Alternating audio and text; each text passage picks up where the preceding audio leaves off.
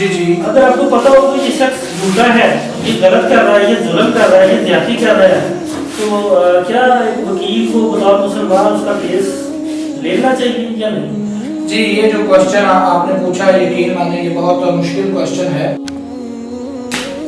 شروع اللہ کے نام سے جو بڑا مہربان نہایت رحم والا ہے۔ آج ہم موجود ہیں ایڈوکیٹ تنویر شاہ صاحب کے ساتھ۔ آئے ان سے پوچھتے ہیں کہ ایک مسلمان وکیل کا طرز زندگی کیسا ہونا چاہیے، اس کو کس طرح سے وکالت کرنی چاہیے لوگوں کی اور کس طرح سے زندگی گزارنی چاہیے۔ پوچھنا چاہیں گے کہ وکیل کو کس طرح سے زندگی گزارنی چاہیے بطور مسلمان۔ جی جی، کیونکہ ہم وکیل بعد میں ہیں، مسلمان پہلے ہیں، بطور مسلمان ہمیں کس طرح سے زندگی گزارنی چاہیے؟ جی بھائی آپ نے بہت اچھا کوشچن جو ہے وہ ریز کیا ہے۔ فرسٹ آف آل جو ہے میں آپ کو بتانا چاہوں گا کہ جو ایک ایڈوکیٹ ہے وہ بھی ایک انسان ہی ہے۔ اللہ پاک کی ذات نے اس کو اس قابل بنایا ہے کہ وہ اپنے بندوں کے لیے جدوجہد کرے اور اپنے بندوں کے لیے جو ہے انصاف اس کو وہ حاصل کرے اور اپنے بندوں کو انصاف لے کے۔ اب اگر ہم بات کرتے ہیں first of all according to Islamic rule and regulations کی، تو سب سے پہلے میں بات کروں گا کہ جو وکیل نام ہے جس کو ہم انگلش میں ایڈوکیٹ کہتے ہیں، بیسیکلی وہ نام نکلا ہے وکیل سے۔ وکیل بیسیکلی اللہ پاک کی جو ہے صفتی نام بھی ہے، صفاتی نام بھی ہے۔ تو وکیل کا ایک جو عہدہ ہے یا وکالت کرنے کا جو عمل ہے، میں اسے سمجھتا ہوں کہ یہ نبیوں پیغمبروں کا پیشہ ہے۔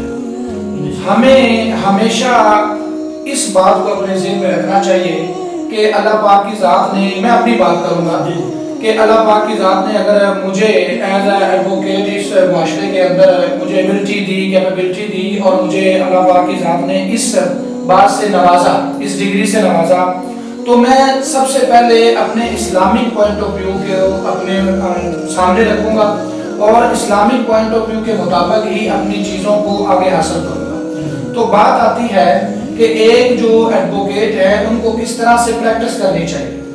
تو سب سے پہلے میں بات کروں گا جو ہماری کنٹری ہے پاکستان کے اندر جو ایک ایڈوکیٹ ہے جو وہ پریکٹس کرتا ہے، وہ پریکٹیشنر ایکٹ ہے 1973، وہ اس کے مطابق جو ہے پریکٹس کرتا ہے۔ تو اس کے انگیز سے ایک اور چیز بھی ہے کہ ہمارے ملک کے اندر جتنے بھی لاز ہیں، جتنے بھی قانون بنائے جاتے ہیں، ایکٹ بنائے جاتے ہیں، وہ شریعت کے تابع ہوتے ہیں، کہ کوئی ایسا قانون ہمارے ملک کے اندر نہیں ہے جو شریعت سے بڑھ کے ہو۔ تمام قوانین شریعت کے نیچے ہیں، شریعت کو فالو کرنے والے ہیں۔ تو اسی لحاظ سے جو پریکٹیشنر ایکٹ ہے وہ بھی شریعت کے تابع ہے۔ جو ہمیں پریکٹیشنر ایکٹ پڑھایا جاتا ہے، جو پنجاب بار کی طرف سے جو پریکٹیشنر ایکٹ ہے، جو ہمیں جس کے تحت ہم اپنی پریکٹس کرتے ہیں، اس میں بہت سی ایسی کوالٹیز ہیں اور آپ ان کوالٹیز کو آپ بظاہر اگر دیکھیں، بظاہر ان کا بغور مطالعہ کریں تو آپ کو پتہ چلے گا کہ وہ تمام صفات جو ہیں وہ قرآن مجید کے اندر بیان کی گئی ہیں۔ اگر سب سے پہلے جو ہے کہ ایک جو ایڈوکیٹ ہے وہ اپنے کلائنٹ کے ساتھ، اپنے جو دوست ہے جو اس کے پاس اپنا مسئلہ لے کے آیا ہے، اس کے ساتھ وہ سنسیئر ہو، اس کے ساتھ وہ اچھی گفتگو کرے، اس کے ساتھ وہ بالکل پولائٹ ہو، وہ اس کا جو لہجہ ہے وہ بالکل نرم لہجہ ہو، وہ اس کی گفتگو اس طرح سے ہو کہ اگلے بندے کی پریشانی جو ہے اس کے ساتھ ڈسکس کرتے ہی ختم ہو جائے، اور وہ جھوٹ نہ بولتا۔ دو نمبری آج کل جو ہے وہ دو نمبری بہت چل رہی ہے کہ اگر آپ کے پاس کوئی بندہ اپنا ایشو لے کے آتا ہے تو بہت سے ایسے لوگ ہیں جو ان کو غلط گائیڈ کرتے ہیں۔ تو یہ بھی ہے کہ کسی کو اچھا مشورہ دینا، کسی کو اچھا گائیڈ کرنا، یہ بھی صدقہ جاریہ ہے۔ جی، اس کے علاوہ ایک اور چیز ہے کہ اپنے کام کے ساتھ جو ہے سنسیئر ہونا، لوئل ہونا اپنے ورکنگ کے ساتھ، اپنی پریکٹس کے ساتھ۔ تو میں بات کروں گا کہ جو بندہ کرپشن کی تھوڑی سی میں بات آپ کے ساتھ شیئر کرنا چاہ رہا ہوں کہ ایک ورڈ ہے کرپشن۔ تو کرپشن بیسیکلی ورڈ جو ہے وہ اس کے ہم میننگ ہم آسان الفاظ میں لیتے ہیں یا ہماری سوسائٹی کے اکارڈنگ ہم اس ورڈ کے جو میننگ لیتے ہیں کہ کرپشن اسی زمرے میں آتی ہے کہ جو بندہ پیسے لیتا ہے یا رشوت لیتا ہے۔ حالانکہ جو رشوت ہے وہ کرپشن ہی نہیں ہے۔ کرپشن کے اندر کرپشن کی جو میننگ ہے وہ بہت وسیع ہے۔ اگر میں ایڈوکیٹ ہوں، اگر میں اپنے کام کرنے کی فی لیتا ہوں تو میں اپنے کام کو جو ہے اچھے طریقے سے احسن طریقے سے سر انجام نہیں دوں گا، اپنے کام کو اچھے جو ہے محنت نہیں کروں گا، تو وہ بھی کرپشن کے ذمے میں آتی ہے۔ سر آپ اپنے شو کے مخلص کہنا تو بہت ضروری ہے، جی بالکل، تو آپ سوال بھی کر سکتے ہیں جی جی، لیکن یہاں بھی بطور مسلمان میں اکثریت میں نے دیکھا ہے کہ لوگ جھوٹ بھی بولتے ہیں عدالتوں میں، جی گمراہ بھی کرتے ہیں، عدالت کو بھی گمراہ کرتے ہیں، اس کو آپ کس نظر سے دیکھیں گے؟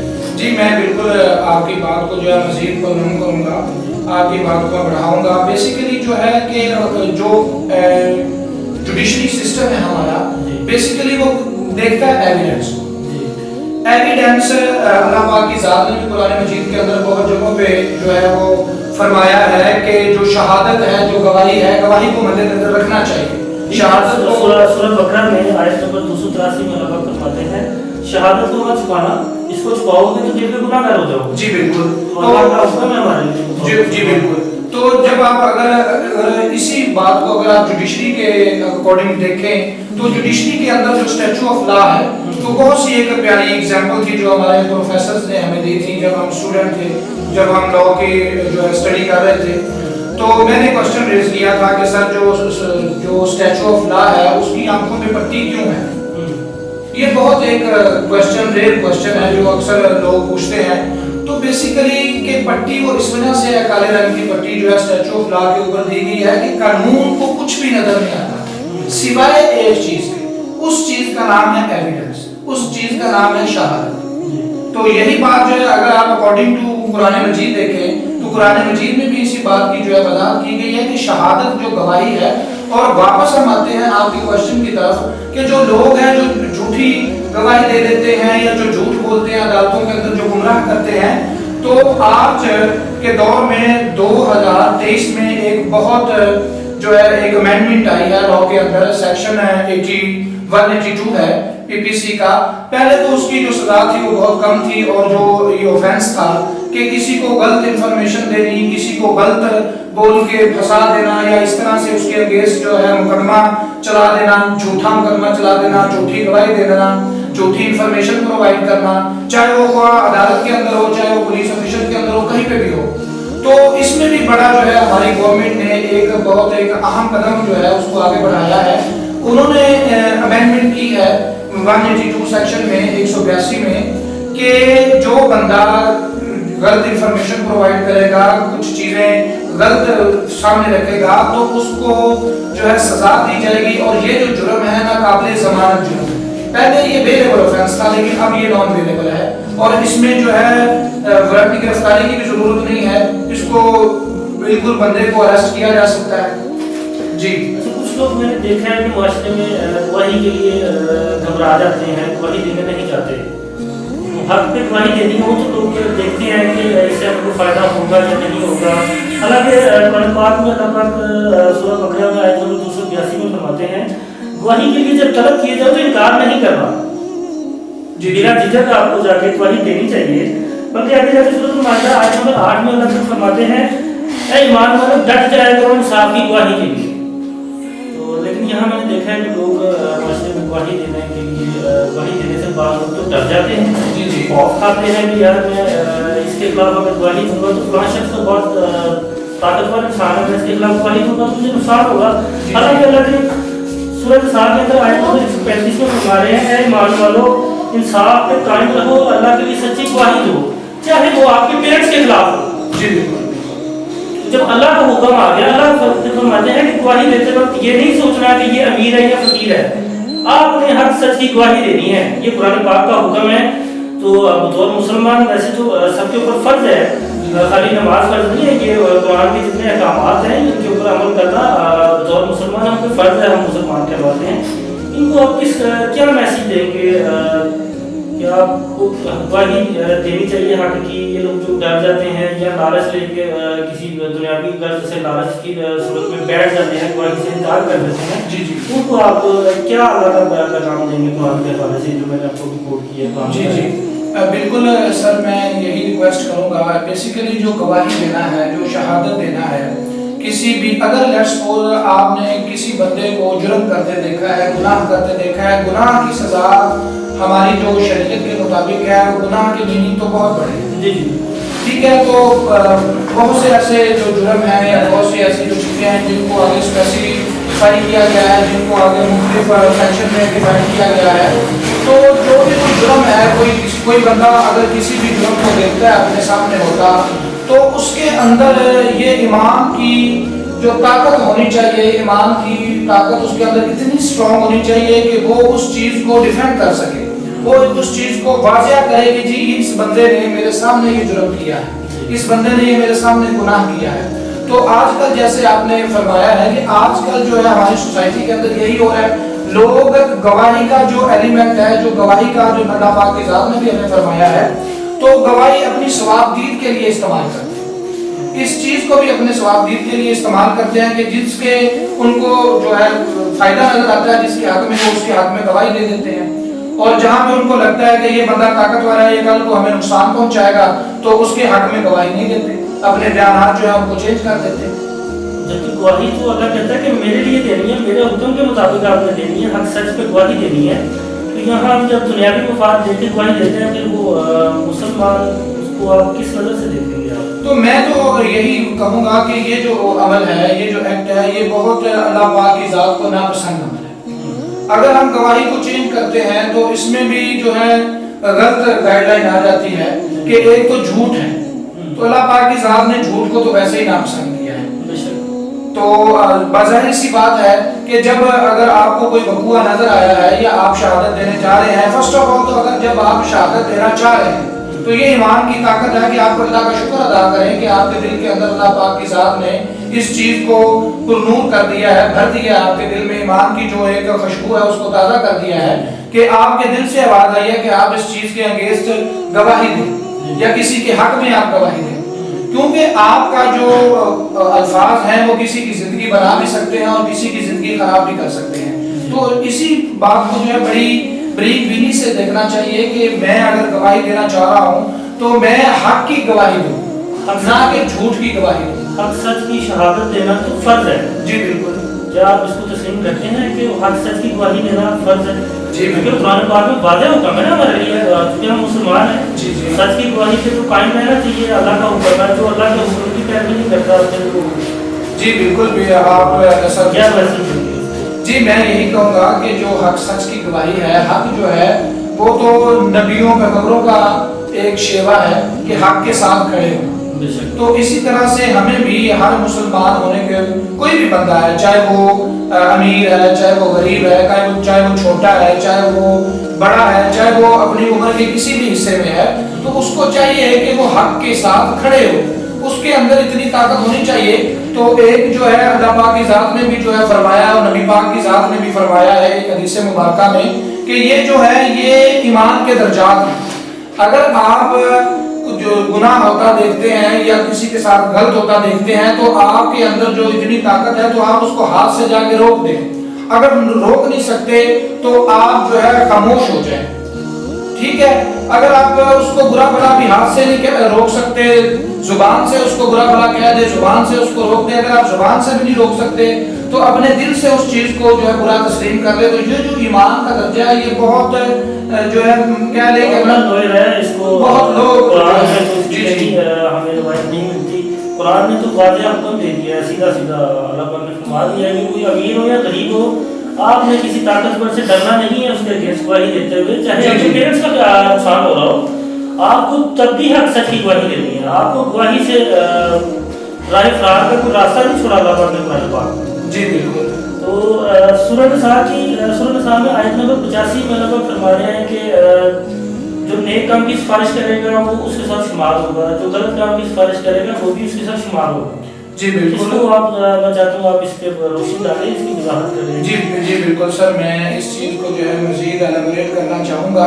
ये बड़ी प्यारी आपने बात की है और अल्लाह पाक की ज़ात का ये फरमान है। एक और भी हदीस मुबारका है शायद या आयात मुबारका है जिसका तर्जुमा मैं जो है वो मुहैया करना चाहूँगा कि अल्लाह पाक की ज़ात ने और नबी पाक की ज़ात ने अपने अल्फाज में ये चीज़ वाज़िया की है कि जो जिसको पसंद करेगा वो उसी में से उठाया जाएगा। اگر وہ جھوٹ کی جو ہے پیروی کرے گا تو وہ جھوٹوں میں سے اٹھایا جائے گا، اگر وہ سچ کی پیروی کرے گا، سچ کا حق کا ساتھ دے گا تو وہ ان میں سے اٹھایا جائے گا۔ تو اسی طرح سے بینگ کا مسلم ہے، ہمیں اس چیز کو مد نظر رکھنا چاہیے اور ہمیں اس چیز کے لیے جدوجہد کرنی چاہیے، ہمیں حق سچ کا ساتھ دینا چاہیے، اور ہمیں اپنی جو لائف ہے، جو لائف سٹائل ہے، جو ہماری شریعت ہے، یہ بڑا پیارا ایک ہمارا مذہب ہے، مذہب اسلام۔ ہمیں اپنی جو مذہب اسلام ہے اس میں ہماری جو جتنی بھی زندگی ہے ایک انسان کی ہر پہلو کے لحاظ سے، چاہے وہ دنیاوی پہلو ہے، چاہے وہ شریعتی پہلو ہے، چاہے وہ شادی کے پہلو ہے، چاہے وہ کسی بھی، مطلب کہ اللہ پاک کی ذات نے ہمیں ایک کوڈ دے دیا ہے کہ آپ نے اپنی زندگی اس کے مطابق گزارنی ہے، لیکن ہم پھر بھی جو ہے اس سے جو کوسوں دور ہیں۔ آج کے دور میں ہم اس سسٹم سے کوسوں دور ہیں، ہم اپنے ثواب دین کے ذریعے جو ہے ان چیزوں کو جو ہے موڈیفائی کر کے ان کو امپلیمنٹ کروا رہے ہیں۔ ہم جو ہے بظاہری طور پہ مسلمان ہیں، ہم اپنے آپ کو مسلمان بظاہری طور پہ شو کروا رہے ہیں، لیکن جو ہمیں اللہ پاک کی ذات نے تعلیمات دی ہیں، نبی پاک نے تعلیمات دی ہیں، ہم ان کو فالو نہیں کرتے۔ جی بالکل، ظاہر ہے دیکھیں جب ہم بچوں کی تربیت کرتے ہیں، ہم بچوں کی تربیت کرتے وقت نرسری پریپ 1 2 3 4 5 میں تو ٹیچر بھی لگوا کے دیتے ہیں، ٹیوٹر شام کو اکیڈمی بھی اسٹارٹ کروا دیتے ہیں، لیکن قرآن پاک کے لیے ہم نے کبھی پوچھا نہیں ہے اپنے بچوں سے، کبھی ہم صرف اتنا پوچھ لیتے ہیں کہ بیٹا آپ نے کتنے سپارے پڑھ لی ہیں، تو وہ بتا دیں گے، گھر سے بتا دیں کہ میں نے اپنے بیٹے کو قرآن پاک پڑھا دیا ہے۔ تو اگر کبھی اتفاق ہوا تو میں نے تو میرے ساتھ تو خیر کافی مرتبہ ہو چکا ہے کہ میں نے بچوں سے پوچھا آپ نے کتنے سپارے پڑھ لیے، انہوں نے کہا جی ہم نے 15 پڑھ لیے ہیں، 20 پڑھ لیے ہیں، یا مکمل قرآن پاک پڑھ لیا ہے، لیکن جب اس کو پوچھا جاتا ہے کہ آپ کو سمجھ کتنے سپاروں کی آئی تو اس کے پاس اس کا آنسر نہیں ہوتا ہے۔ تو پھر اس کے متعلق آپ کیا کہیں گے کہ قاری صاحب کو یا ہمارے معاشرے کے جو علماء ہیں ان کو قرآن اردو میں سمجھانا چاہیے، کیونکہ ہم اردو میں ہماری زبان اردو ہے نا، ہمیں عربی نہیں آتی ہے، تو کیونکہ ہمارے معاشرے میں دیکھیں تمام فقہ کے علماء ہیں سب نے اردو میں ٹرانسلیشن کر دی ہے،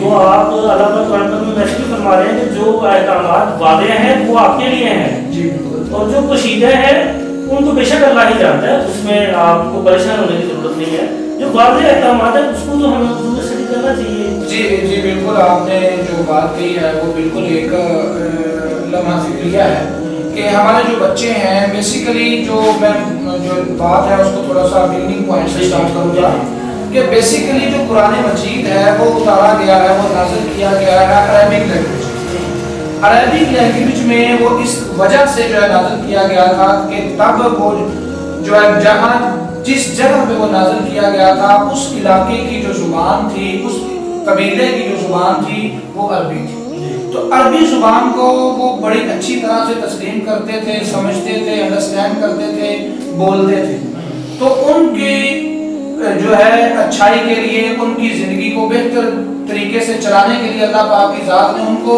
سمجھانے کے لیے عربی زبان میں قرآن مجید اتارا۔ تو وہ لوگ قرآن مجید سے مستفید ہوئے جنہوں نے قرآن مجید کو انڈرسٹینڈ کر کے پڑھا، انڈرسٹینڈ کر کے سمجھا، انڈرسٹینڈ کر کے اپنی زندگیوں کے اندر امپلیمنٹ کیا۔ تو وہاں سے میں بات کو آگے لے کے چلتا ہوں۔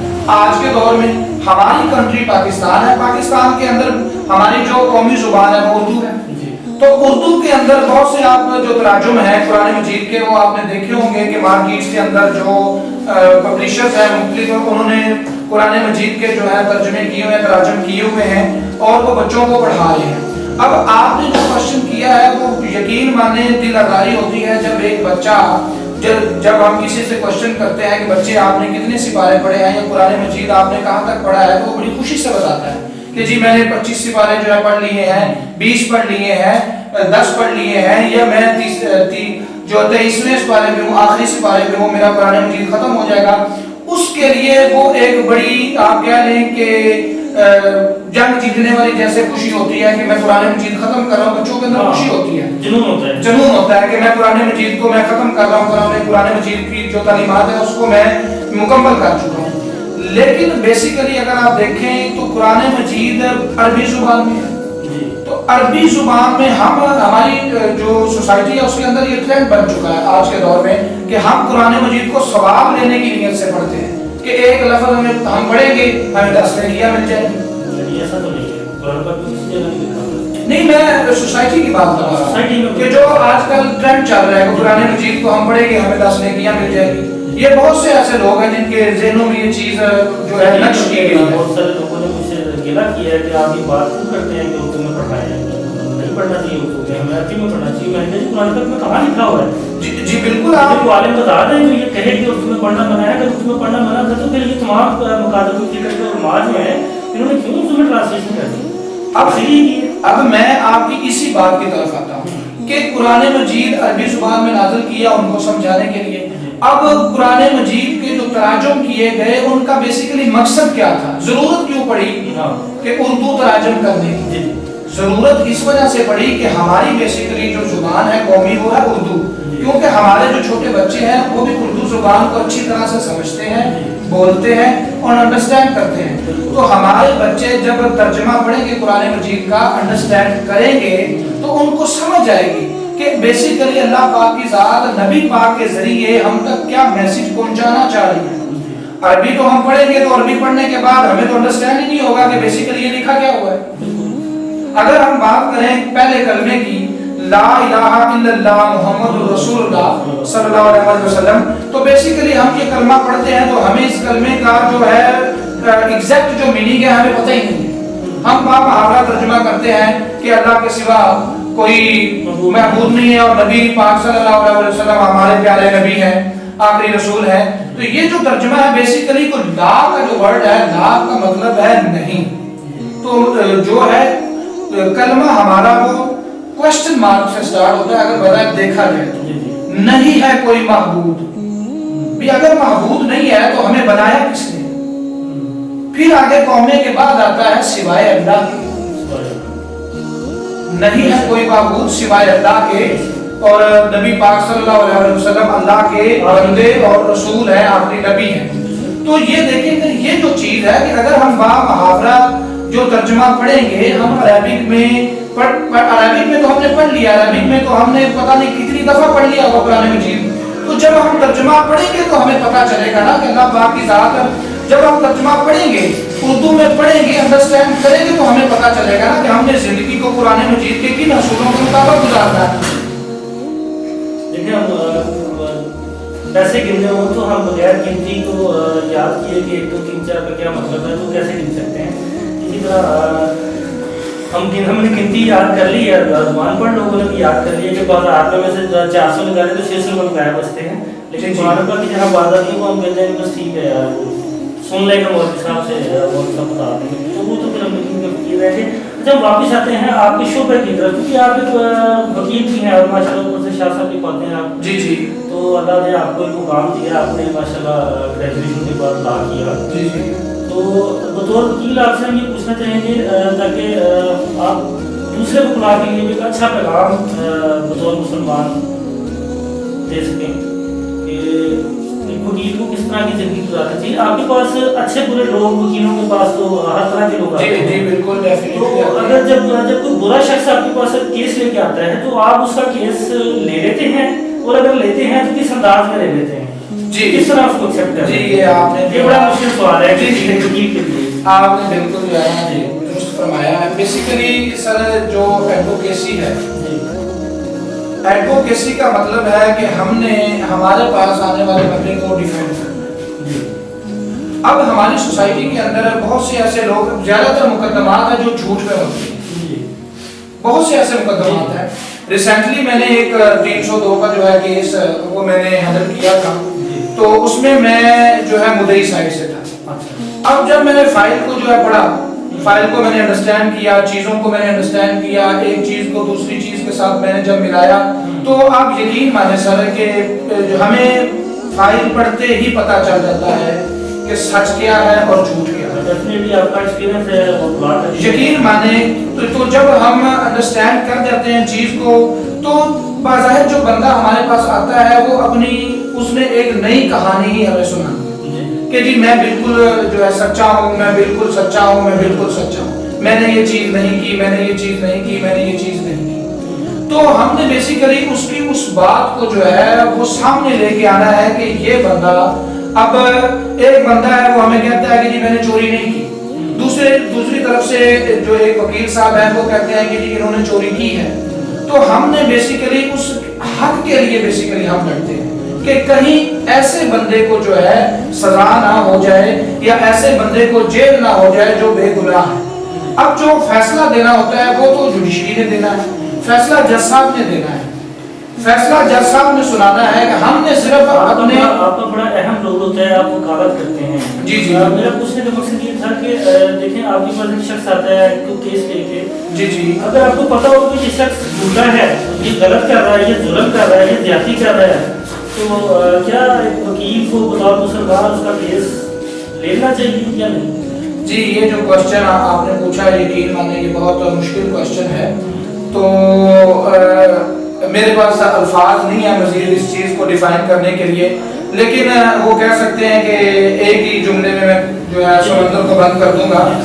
ہم نے جسٹ صرف یہ دیکھنا ہوتا ہے سر کہ ہمارے پاس جو بندہ ہے ہم نے اس کو انصاف دے کے جی اگر اس نے گناہ کیا ہے, اس نے جرم کیا ہے, تو اس کی سزا اگر اس کو یہاں پہ نہیں ملتی تو اللہ پاک کی جو عدالت ہے اس میں اس کو سزا ضرور ملتی ہے. بالکل وہ تو اس میں کوئی شک نہیں ہے, لیکن میں صرف یہ پوچھنا چاہ رہا ہوں کہ تاکہ ہمارے معاشرے کے وکلاء کے لیے بھی ایک اچھا میسج جائے, جی جی انہیں اندازہ ہو کہ کیا کسی گناہ گار یا کسی ظالم کی وکالت کرنا جی جی اسلام میں تو جائز نہیں ہے. نہیں بالکل آپ درست فرما رہے ہیں. دیکھیں ایک شخص ظلم کرتا ہے جی جی تو اللہ پاک فرماتے ہیں قرآن پاک میں کہ ظالم کی صحبت بھی مت اختیار کریں, جی بالکل, اور ظالم کا ساتھ نہ دیں. جی بالکل تو اس کا ساتھ دیں گے یا اس کی آپ سفارش کریں گے, اس کی وکالت کریں گے تو آپ کو اس کے جرم میں سے حصہ ملے گا. جی بالکل ایسا قیامت. جی بالکل. تو ایسے وکلاء جو جھوٹ کے ساتھ کھڑے ہو جاتے ہیں یا کسی تعلق کی بنیاد پہ یا دنیاوی کسی مفاد کی بنیاد پہ کسی جھوٹے شخص کے ساتھ کھڑے ہو جاتے ہیں, جی بالکل, ان کو آپ کیا کہنا چاہیں گے؟ جی میں بیسیکلی میں نے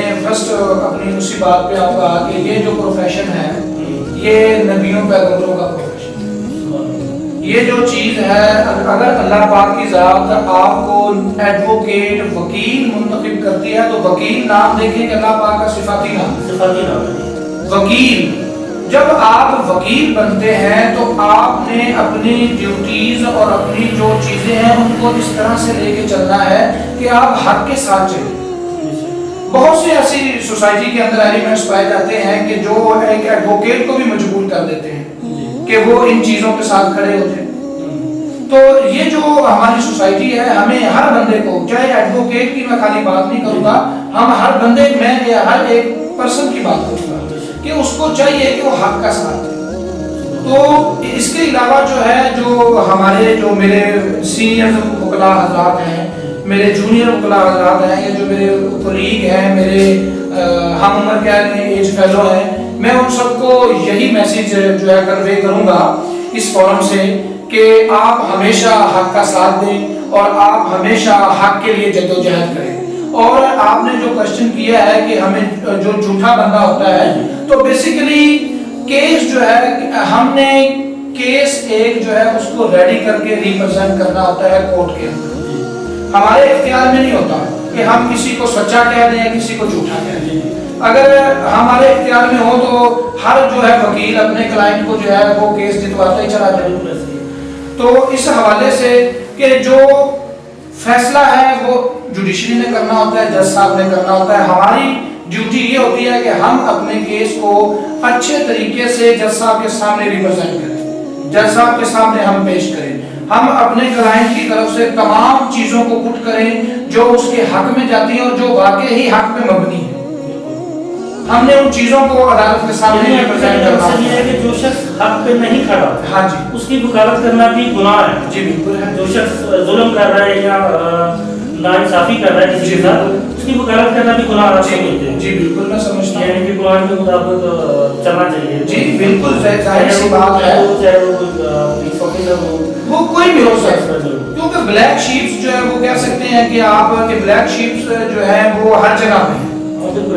ہر پروفیشن کے اندر ایسی کالی بھیڑیں ہیں کہ جو پروفیشن کا نام بدنام کرتی ہیں. چاہے آپ ایڈوکیسی لے لیں, چاہے آپ لے لیں جوڈیشری لے لیں, چاہے آپ پولیس ڈپارٹمنٹ لے لیں, کوئی بھی ڈپارٹمنٹ اٹھا کے آپ دیکھ لیں, بلیک شیپ جو ہے وہ آپ کو ہر جگہ پہ ملے گی جو اس پروفیشن کا نام بدنام کرتی ہے.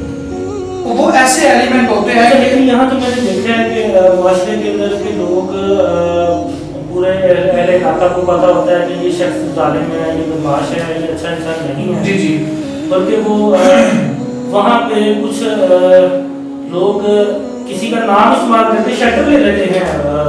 ये बिल्कुल आप जो है आपने ये आजकल ट्रेंड बन चुका है कि लोग जो है बाजार अगर देखें ना कि एक बंदा है तो वो खुद अगर आप उसकी जो ऑब्जर्वेशन करेंगे तो वो खुद बहुत पोलाइट होगा, खुद बहुत अच्छा होगा, लेकिन लोग जो है सोसाइटी के अंदर उनका नाम इस्तेमाल करके खुद गलत काम कर रहे होंगे।